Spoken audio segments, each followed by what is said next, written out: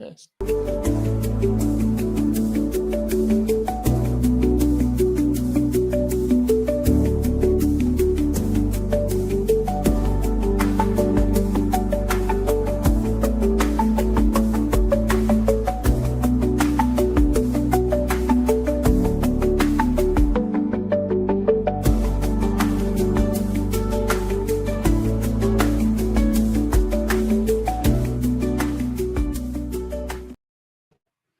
Hi there, and welcome back to It's Not Rocket Science, 5 questions over coffee. I have in front of me my coffee. This is going to keep me going as I'm chatting today to Patrick Van der Burght. Patrick is, Patrick's an expert in how you get somebody to say yes ethically. Now, if you've ever been in sales, if you've ever been trying to help anybody understand the need to say yes, and you only feel dirty and somehow manipulative when you try and do it, this is getting somebody to do that by ethically helping them to understand how they are going to be benefited from your product, your service, from working with you. So Patrick, I'm really delighted to welcome you here to talk about this Cialdini method. And I'm delighted you managed to make a few minutes available to us in order to talk to us. So welcome to It's Not Rocket Science, 5 questions over coffee. Thank you for inviting me, Stuart. I'm excited to be here.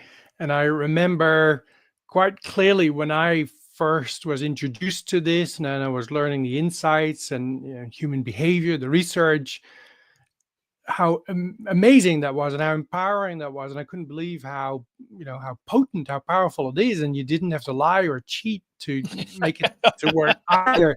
And I love seeing that in, when I do a keynote and people are starting to wake up to the fact of what I'm actually teaching them. You see the eyes go bigger.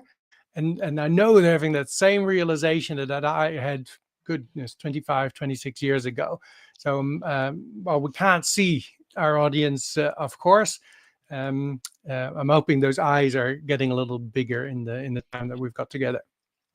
I absolutely agree with you, Patrick. And people, if you're watching at the moment, look, please, if you have questions whilst we're talking, or indeed after we've finished, if you come to the recording of this and you're interested in getting some more information and you're wanting to understand, we'll talk about how you can get some free stuff from Patrick. But also, if you want to drop questions or comments into the chat below, we will answer them for you. So you get sort of free consultancy immediately from an expert like Patrick. But Patrick, let's start by trying to sort of set the scene. Let's understand what we're talking about. You have been working in this field for a while. So what is it? Who is it you're trying to reach? I mentioned salespeople, but it's not just sales, is it? It could be anybody trying to sort of help understand a problem and help sort of work with somebody who needs to better understand what they're trying to do themselves. Yeah, ethical persuasion really is a soft skill that we all need. And as a matter of fact, the World Economic Forum did a study that they published last January looking at thousands of companies in terms of what businesses need moving forward in the next 5 years.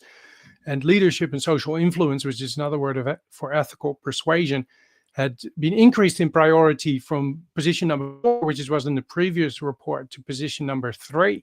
And also another study done by CashNet, which was published by Forbes, that looked at 17 million job listings in terms of what businesses are asking for in their new employees. Mm-hmm. And persuasion was also ranked there number 3. And it is a skill that helps us professionally, but also privately. And simply put, whenever we're trying to get an idea accepted or get somebody to buy into what we're suggesting or asking for, and that can be sales, but it doesn't have to be. Whenever we're trying to, make that request and there's someone in the middle that needs to agree with that, then you're relying on your ability to be persuasive in terms of how quickly you will move to your goals or move to your boss's goals. But that also applies privately. If you try to get your kids to clean up their room, you'll need to be persuasive. And if you want your partner to really go to that holiday destination in the coming summer, then you're going to have to be persuasive.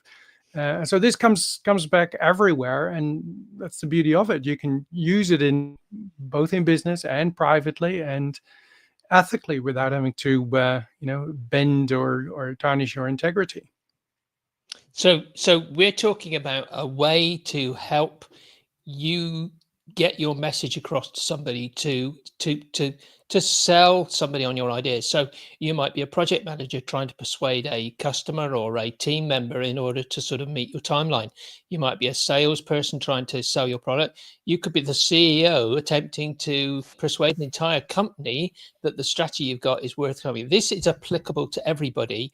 And I think it's important to recognize, as you just said, that you don't just use these skills at work. You use these skills when you get home from work, and you might find yourself in the situation where your partner is trying to persuade you to eat that salad rather than the steak you want. So, they are probably going to be wanting to try and sell you on something that you recognize probably is good for you, but you don't want to go there. So these are really important skills. So what is it you find that people have done? I mean, what are the routes people have tried? I mean, I've known that I've tried sort of, processes. I've tried buying into people's sort of, this 16-step method to get somebody to say yes. And we've all tried these things. What is it they've tried to do before they come across something like you and the method that you're now teaching? Well, I suppose we should recognize that, of course, everybody tries lots and lots of different things to see what works, right? And so in different industries, we've bumped into particular things that we somehow figured out that worked, strategies that worked. And we don't really understand why they worked. They just do. And actually, that's exactly what Dr. Robert Cialdini, my partner, how he started with all this. He became a university professor in the late 70s, and he was fascinated with the request process. What makes an individual say yes to another person's request? And how can it be that I can make a request one way and get a small amount of yeses, and I can ask basically the same request, but in a different way, and I get a lot more yeses? He was fascinated by that.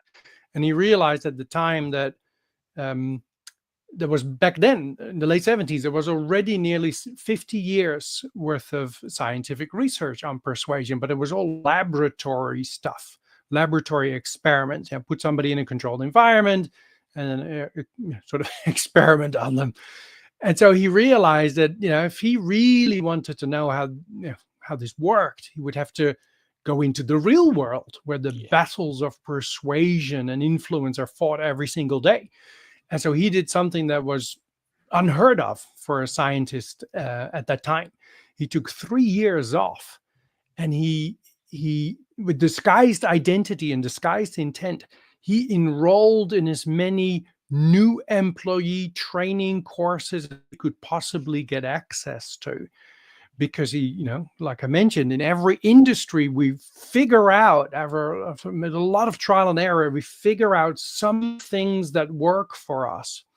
And so he collected all these strategies from all these different industries, and all these industries all told how different they were, right? And the departments would tell them how different they were. As in, the people in sales would say, what we do in advertising or what we do in sales is so different than what they do in advertising. And the people in advertising would say, what we do is so different than what happens in marketing, and marketing would do the same with HR. And so they were all trying to convey how different they were, but Dr. Cialdini actually looked for what was it that was similar in those strategies. What is it that makes it work? So, when you say, what do people often try? I think we try a lot of different things, and we waste a lot of time and resources, and we sometimes bump into something that we learn works, and then we tend to go with that. The problem is that sometimes we also land on strategies that are not exactly ethical, and then we're risking our brand and our reputation, which nowadays can be very quickly destroyed. And what can also happen is that when we don't know the science, that sometimes accidentally, and this happens so much more often than you'd realize, sometimes people use an argument and they're actually very effectively working against what they're trying to achieve. Yeah. And so that happens all the time as well. Yeah. So this is where we get to what I hope is going to be the valuable piece of advice that you're going to leave with us, Patrick. And for those people who are going to, there's some free stuff that we're going to put from Patrick in our vault. So if you go to systemize.me/free-stuff, you'll find some offers from Patrick where he's gonna be able to walk you through some of this stuff. But I'm going to ask you, so Patrick, what can you tell us about the ethical persuasion that Dr. Cialdini has? I'm not going to say it's discovered. I mean, he's using human psychology and he's understanding human psychology. So he's discovered how people react to this stuff and how you can use these persuasive methods. So would you mind just sort of giving that valuable sort of high level? How do you do this sort of thing so that people get interested, and then hopefully, as I say, we'll be grabbing hold of some of your free stuff. So just walk us through an example, if you like, of how do you get somebody to say yes ethically? Okay, so it all depends on the situation. So it's hard to say, oh, this is one way how you do that. But I think what your audience would gain a lot from if we first discuss how human beings actually make decisions. And then from there, it then start making sense why these principles are so powerful. And we can do a quick Great way of doing it. Great way of doing it. Yeah, absolutely. Okay, great. So when it comes to decision making, I'm going to lean on the work of a professor, Daniel Kahneman. He was a professor in psychology and a behavioral scientist, and he won a Nobel Prize. Slow, if I remember rightly. Absolutely. He won a Nobel Prize in 2002 in economics, which is a little unexpected, right? Behavioral scientist wins Nobel Prize in economics. I mean, what can you come up with in behavioral science that has such an impact on economics that you win a Nobel Prize for it? Well, a lot of his research was about decision making, and decisions shape economics. So that's where the link is. So Daniel Kahneman explains, when it comes to decision making, your brain, your audience's brain, has two parts: system 1 and system 2. System 1 is fast. It's an unconscious brain. It operates outside of conscious control, and we use it for everyday decisions. It's automatic, and it largely works on shortcuts, rules of thumb. So, for example, you're shopping for something that you have no idea about how it works or what makes it a good product or not. And so you could delay your decision, and you could go hit the books in the library, and for months on end, you could read books about that particular topic, then come back to the store and then make an educated decision. But chances are you haven't got the time for that. So perhaps a shortcut pops up in the back of your head, and the shortcut says, expensive equals good. Yeah. Right. We've learned from experience, often if we spend a bit more money, then chances are we'll get something that's better, lasts longer, better suited to purpose. And so in that moment, you might say, you know what, I'm just going to spend a little bit more money, and then I'll probably have done the right thing. And you know what? That's exactly what will happen. You will probably have done the right thing, because these shortcuts, they stick with us because they work most of the time, but inevitably they don't work all the time. Sometimes expensive things are still rubbish, right? So, but it is very attractive to follow these shortcuts. The rule, expensive equals good, allows us a path to a quicker decision, right? And so there's other shortcuts like that. And intuitively, we know these as well. One, for example, is if a lot of other people are doing it, then it must be the right thing to do, right? And so that's how system 1 works. Let's move to system 2 for a moment. So system 2, on the other hand, is a slow brain, takes time to process. It costs a lot of energy, costs a lot of effort.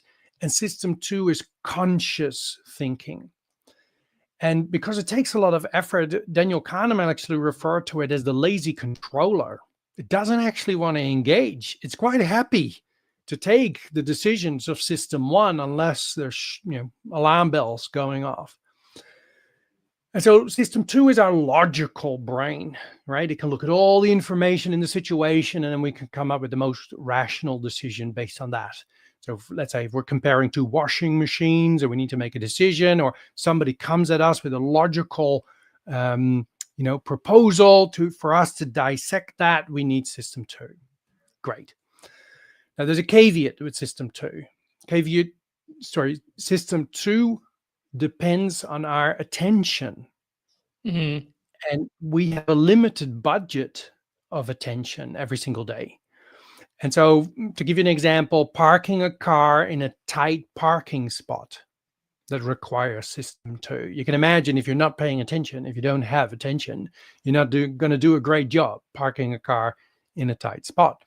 So Daniel Kahneman demonstrates back in 2002 that 90%, that's 90% of our decisions are made by system 1, automatically and outside our conscious control. And now it's said that that's more like 95%, possibly even higher. And so here a couple of problems bubble up. First of all, you might ask, why is this percentage increasing? Well, that has to do with our attention span. As I said, system 2 is reliant on attention. Our attention span was 20 minutes in the 80s. Do you know what the attention span of the famous goldfish is, Stuart? Yeah, it's a lot less than 20 minutes, and it's very close to my attention span, which is about 22 seconds. 9 seconds, supposedly, for the goldfish. Our attention span is now 7 seconds. Yeah. We've been beaten by the goldfish, right? And so system 2 relies on our attention. And so this brings us to the big problem that we have in business and privately as well, but let's concentrate on business. When you're sitting there and you're thinking, okay, how am I going to convince this, let's say in lead generation, this person that doesn't know me yet, how am I going to convince them to start communicating with me through, let's say, social media post or a flyer you send out, that sort of stuff. Or maybe you're thinking, how, when I'm actually doing a sales presentation to a person, a group of people, how am I going to convince them that our product is right for them and their trust is not misplaced in us, right? And that they can avail themselves of our services or our product, be loyal to us. When we are thinking about how we're going to convince other people, you're thinking. That's conscious thought. And so at that moment, you're using system 2, your logical, rational part of the brain. And the problem is that part of the brain tends to come up with the arguments, the rationale, why you should listen to me, why you should accept what I'm proposing to you. And that type of information would need system 2 in the other person to take care of it, or to analyze it and to process it. And our audience doesn't have the time for it anymore. Our audience is using system 1, and they have 7 seconds to grasp your message. And you've got a message which is 2 minutes long, haven't you?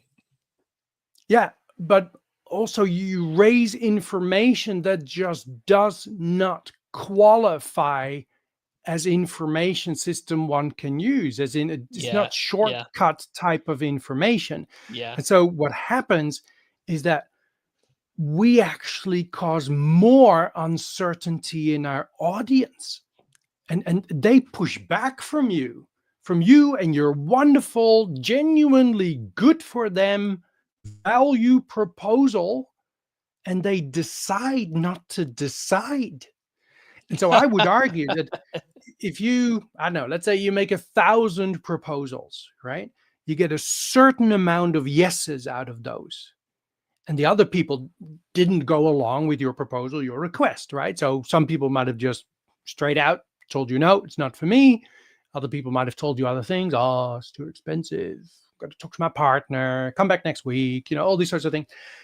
I would argue that out of all the no's you got, there is a much larger percentage than you can imagine that weren't actually no's, they were indecision. Yeah. And they could have been yes, had you Yeah. provided the right types of information. And Yeah. this is where the transition to the principles of persuasion come in, is that the principles of persuasion that Dr. Cialdini identified all qualify as system one information. Does that make sense so far? It certainly does. It certainly does. And you can see it, as you've said, in every situation where people are in this situation, they have thought and they start providing lots of information. You can almost watch business people who are buying services start to glaze over as they have to think, oh, I'm going to have to engage my brain. I don't have time for this now. I would prefer not to have to all this information. So would you mind just going away, please? Because I just don't want to have to deal with this. Thank you very much. And that's the end of the conversation, isn't it? Yeah.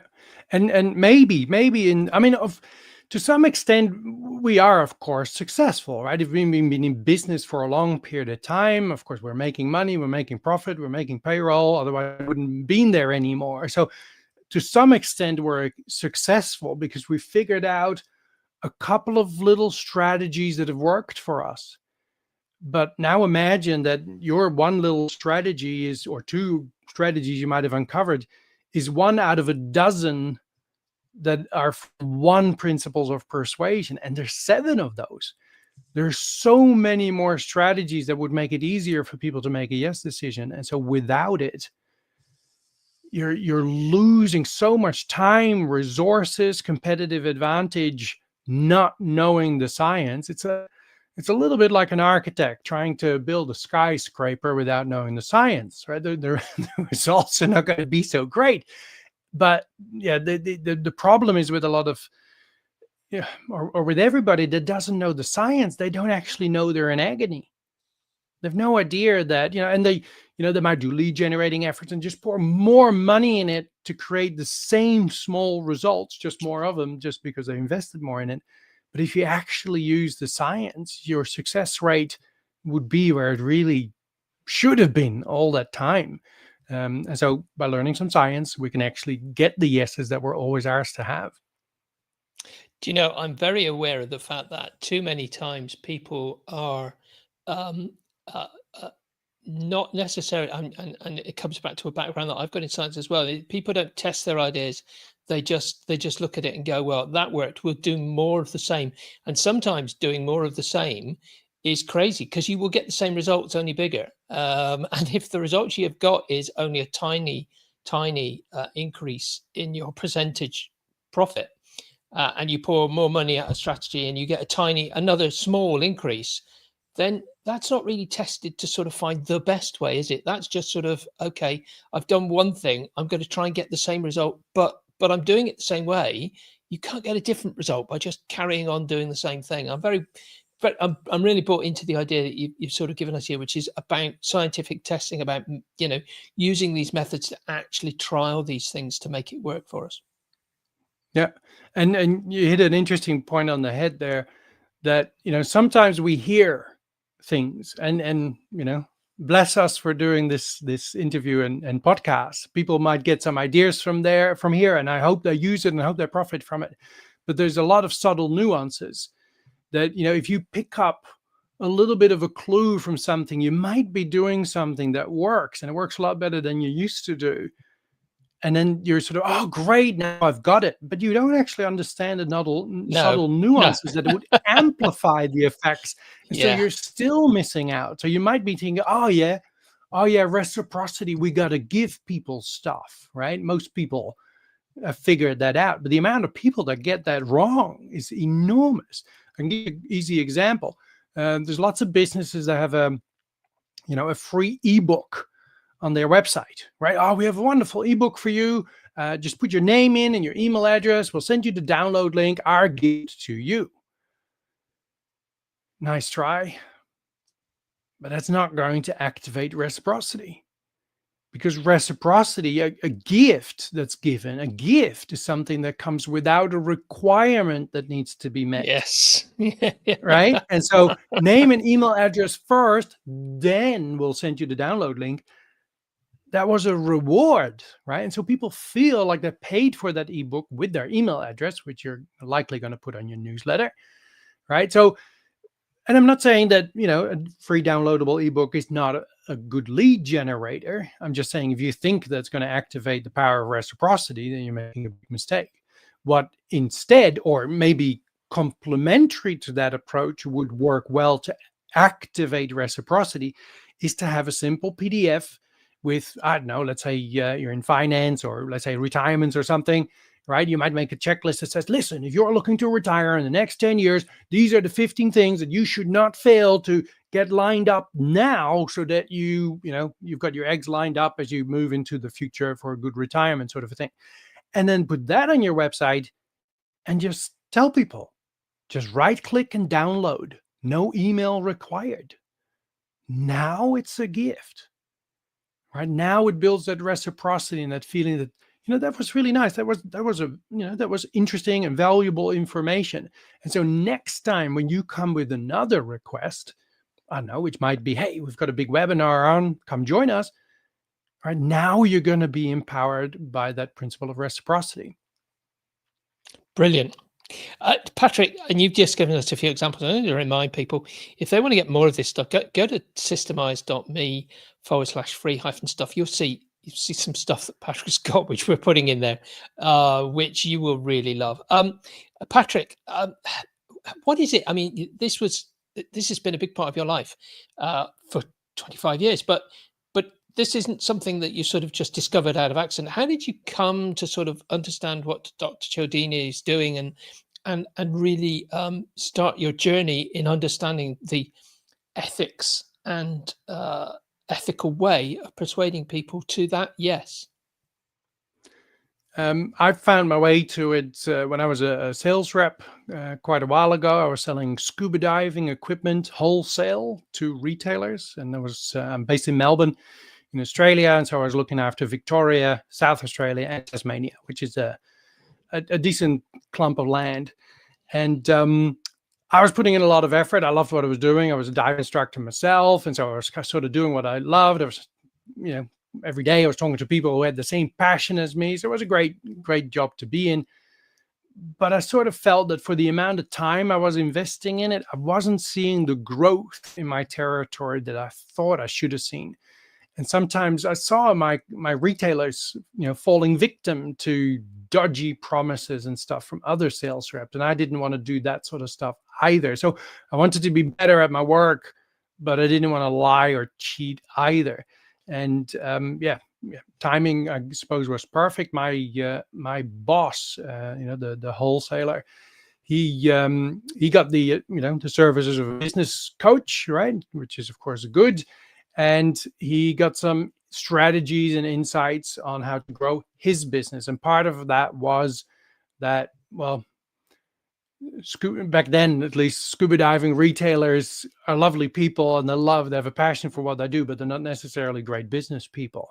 Mm-hmm. And so the idea was to train us sales reps into sort of a low-level business coach where we can do exercises and goal setting and strategies and that sort of stuff with our retailers, help them grow or double their business. And then by definition, we would double our business with them, probably more, because of course, reciprocity, right? They'd feel indebted to us and probably stock more of our stuff.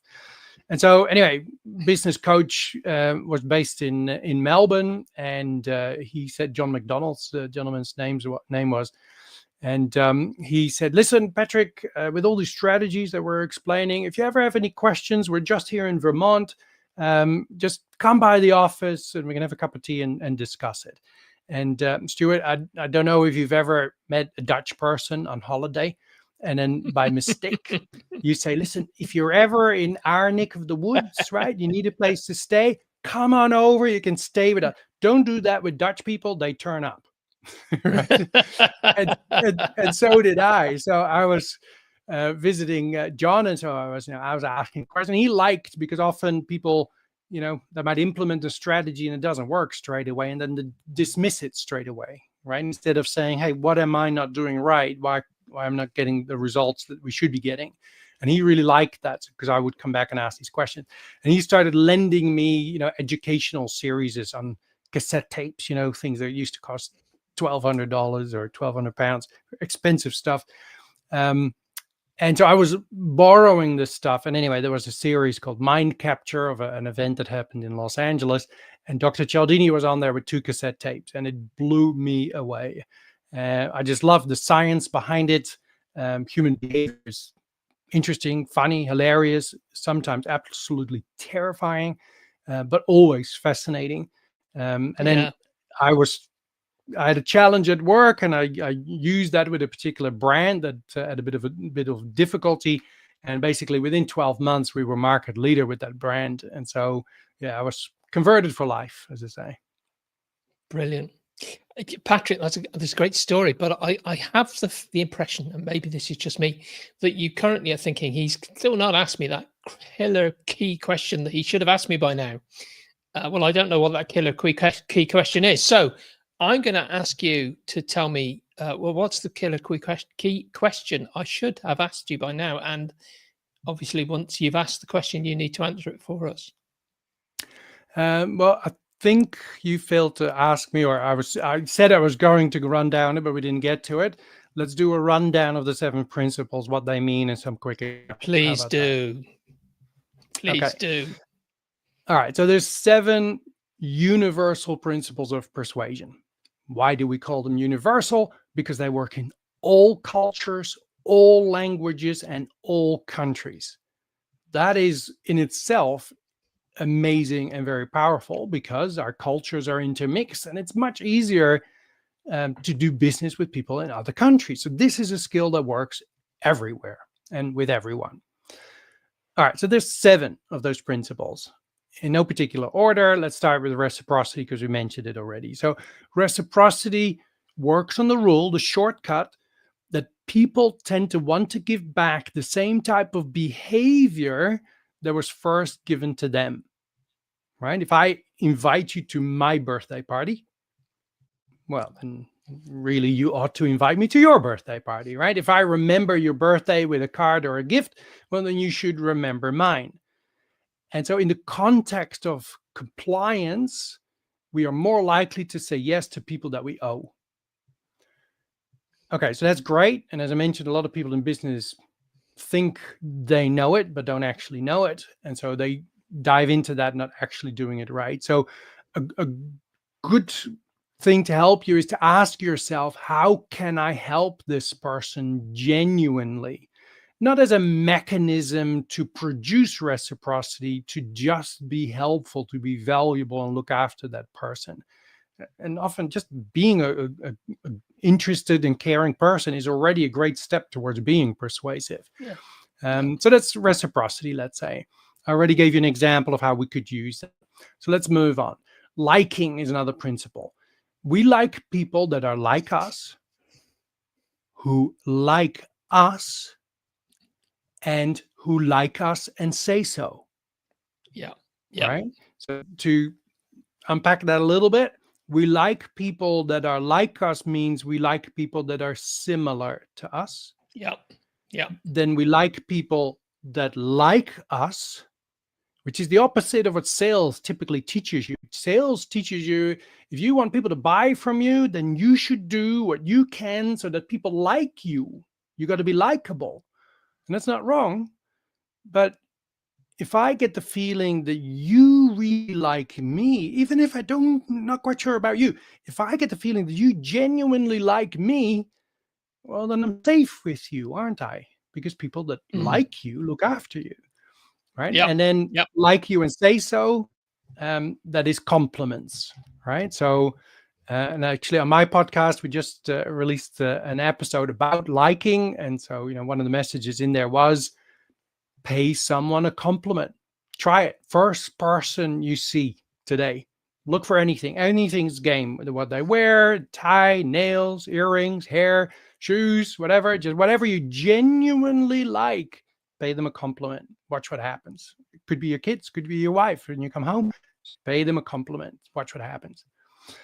All right, so that's liking. Unity. Unity is often confused with liking, and unity is also the last principle that Dr. Cialdini added. Unity is about a feeling of being part of the same community. If we feel that we're, let's say, from the same town, or this, sometimes, if we're from the same country, if we're in another country, or if we co-create, if we make things together, we feel we have a bond between us, and that inspires favoritism. And that favoritism can make you hear yes a lot more often. Very powerful principle. Yeah. All right, then we have social proof. Most people know the term social proof. The reason you know it is because Dr. Cialdini came up with it. Used to be consensus before that, but it was a little bit unclear, so he came up with the term social proof. Social proof means that we follow the actions of others, especially when they are numerous, when the others are similar to us, and when we are uncertain. That basically means we follow the crowd. Brain research actually shows that for a lot of people, the pain centers in the brain light up when we are out of step with what other people are doing. It's painful for some people to not follow the crowd. But it also makes sense, right? If a lot of people are doing something, if a lot of people run away, it's probably not a good idea. You should run away, right? Exactly. So in business, we've caught on the fact of testimonials, right? As in, most people are now collecting testimonials. That's great. And if you think that that's valuable for your business, well, then you're correct. And that falls under ethical persuasion, provided they're genuine. But in terms of social proof, you're only using one little strategy out of probably more than a dozen different approaches when it comes to social proof. So there's a lot more like that where that came from. Maybe a little insight in terms of testimonials. 98% of online shoppers say that detailed online reviews are an important factor on when deciding what and where to buy. The key to remember there is detailed, right? So if you ask somebody to leave you a review, I think it's perfectly ethical to ask them to leave a bit of a detailed review. We imagine a restaurant and they go, yeah, food was great. That doesn't feel so genuine, right? But when we have more details, the pumpkin was just cooked to perfection, and the service was so nice, and Sally, the waitress, she was so funny, right? More detail, now we believe it more. What's more tricky, one of the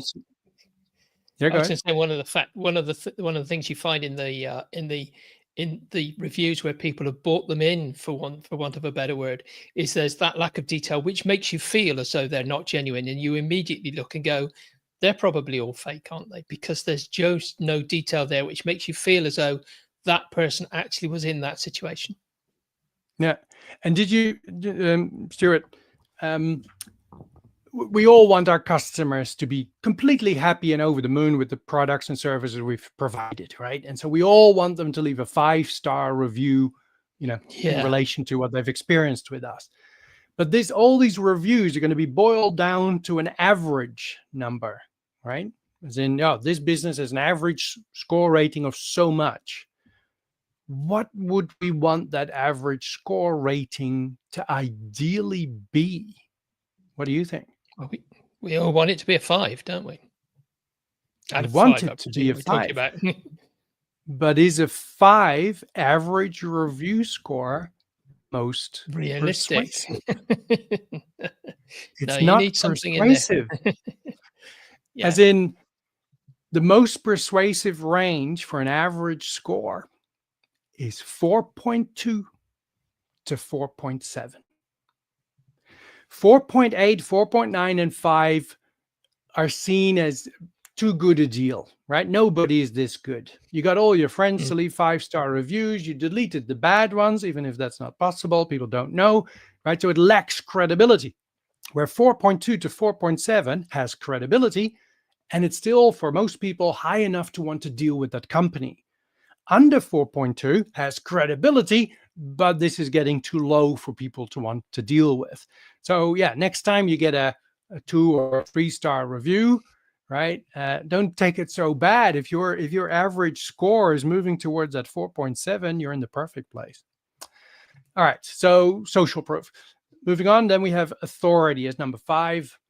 Authority is that we follow the advice of people that know genuinely more about a particular topic than we do. As in, we follow experts. That's why it helps to bring in expert opinions that support your proposal. But you yourself, you are also an expert in your own field. And so you also need to have a way to convey that to other people. And the truth is that once you're face to face with people, you have lost the opportunity to talk about your credentials. And people try, you see it all the time, right? Oh, I've got a master's degree in this, and I've done that, and I've done this, right? And while we do that because we want our audience to respect what we're saying, to process our words with the gravity that they deserve, but the subconscious of our audience goes, you are full of yourself, right? So we lose on authority and we lose on liking. It's lose-lose.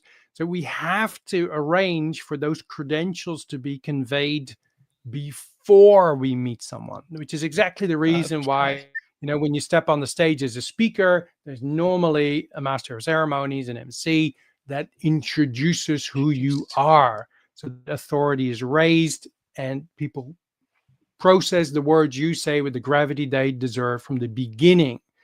If you fail to do that properly, then you might be talking to somebody for an hour and you may establish over time that you do have that authority, but that means that they didn't process your words as well in the beginning. So you've lost that. All right, so that's authority. Authority is also about believability. Then we have principle of consistency. That is powered by the fact that we feel an internal pressure to want to stay true to past actions and statements that we've made. Sometimes, online, when you're filling in an online form with questions, right? Let's say there's 10 questions to fill in. If you list all those questions in one row and then the submit button, a lot less people will fill out that form. They'll just navigate away. Where if you break that form up in, say, 3-4 pages and you give people 2-3 things to fill out and then click next, it is much harder to now stop because they're already done some, right? So you're using that consistency principle to get your form filled out, which is, again, just another behavior. So consistency, very, very powerful principle. And then last one is scarcity. So scarcity tells us that we value things more when they are less available. We all have that fear of loss within us. And if I can give let's say a power tip to your listeners, then this would probably be it. Have a look at your own communication. Listen to your salespeople. What are they saying? Read your own brochures. Read the index page of your own website.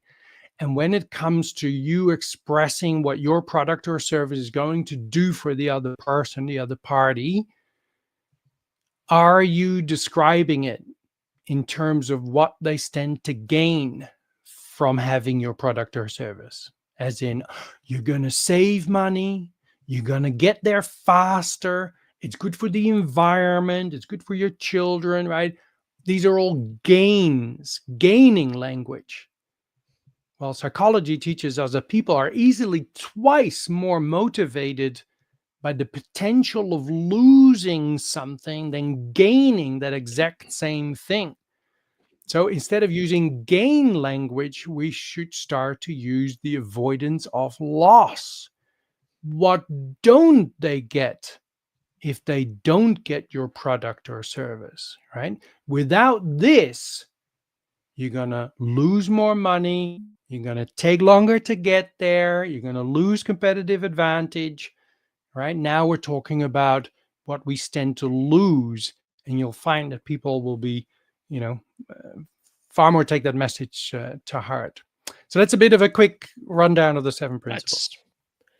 Patrick, you've been so generous with that. And I can think of, well, if people haven't already started rewriting their website, they should do. Patrick, thank you so much for being so generous with that. I really appreciate everything you've just said.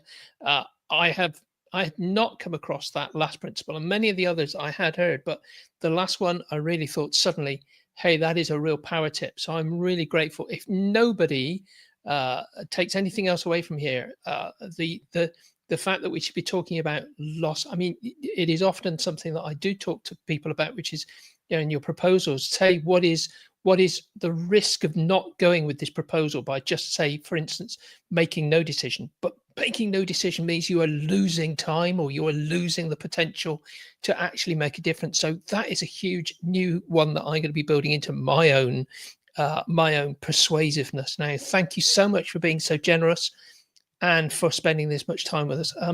Look, I'm just going to say once again, go and find the vault. There's some great stuff in there from Patrick. That's systemize.me. That's systemise.me/free-stuff. And if you don't mind, I send out an email once a week with brilliant guests like Patrick who are coming onto the show, so that you can dial into the absolutely brilliant training. This is real business training you're getting. So go to systemise.me/subscribe, fill out that form.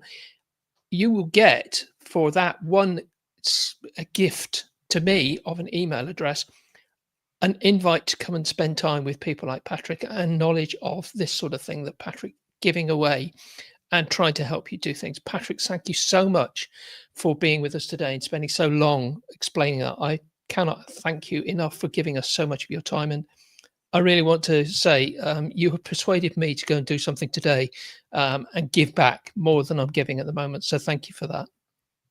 Wonderful. That's great. It was great to be here. And yeah, if people want to know more, they can, of course, visit my website, ethicalpersuasion.com.au.